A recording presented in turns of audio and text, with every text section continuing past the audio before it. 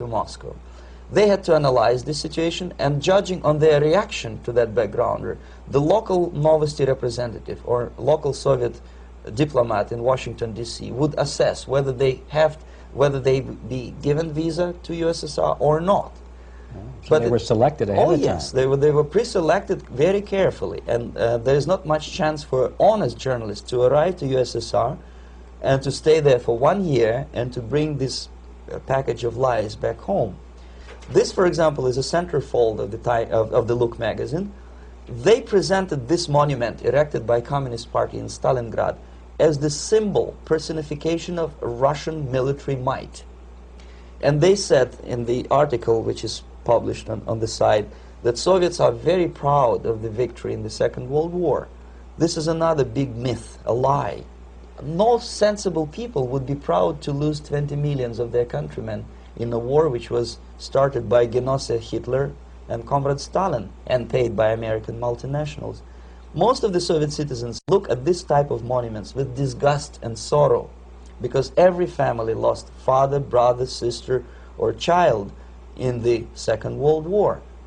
Yet American journalists who were trying to appease, to please their hosts, presented this picture on the centerfold as the symbol and personification of Soviet national, they call it Russian national spirit.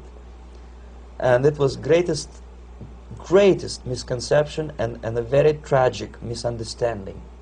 Of course, Look magazine was not distributed in USSR. The main audience was in the United States. But I presume that many Americans, millions of Americans who were reading Look magazine at that time, had absolutely wrong idea about the sentiments of my nation, about what the Soviets are proud of and what they hate. This is a group, you see the same lady with the sword in Stalingrad. This is the group of journalists. Myself is in the center with the same devilish smile. And Mr. Philip Harrington is on the extreme left there with his camera. This is the gentleman which was so deaf or so uninterested in what I had to say to him. This is the same picture, a blow-up of the same picture.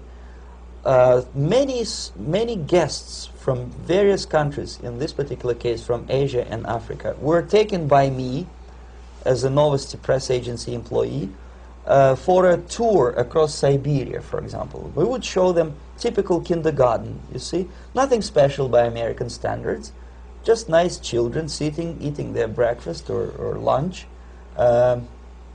What they could not understand, or they pretended not to understand, that this is an exemplary kindergarten. This is not the kindergarten for average person or average family in USSR. And we maintain that illusion in their minds. You can see myself under the red spot in the middle there with the same business-like expression.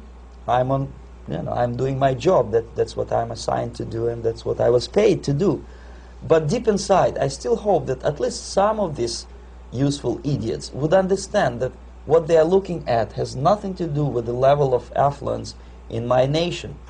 This is a better picture which reflects the true spirit of the Soviet childhood. This picture was printed in a Canadian government publication by mistake. In the middle you can see children playing on a small courtyard, and the caption goes, "This is a typical kindergarten in Siberia."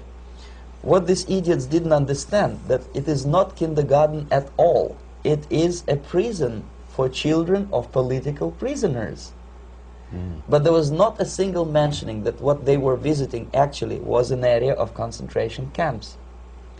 And the job of people like myself to help them to not to notice that they are actually talking to prisoners. Most of the children were dressed, especially on the occasion of the foreigners' visit.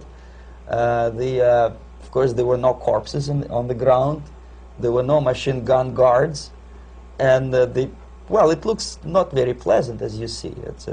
It looks dull, but obviously it does not create an impression that this is actually a prison. Well, did any of the journalists have the curiosity to ask about prisons and that kind of thing? Yes. They were in Siberia. This Yes. is what you associate. Yes, some of them asked questions, and naturally we would give them, for the stupid question, we give them stupid answer. No, there are no prisons in Siberia. No, most of the people who you see are free citizens of USSR. They are very happy to be here, and they are contributing to the glory of the socialist system.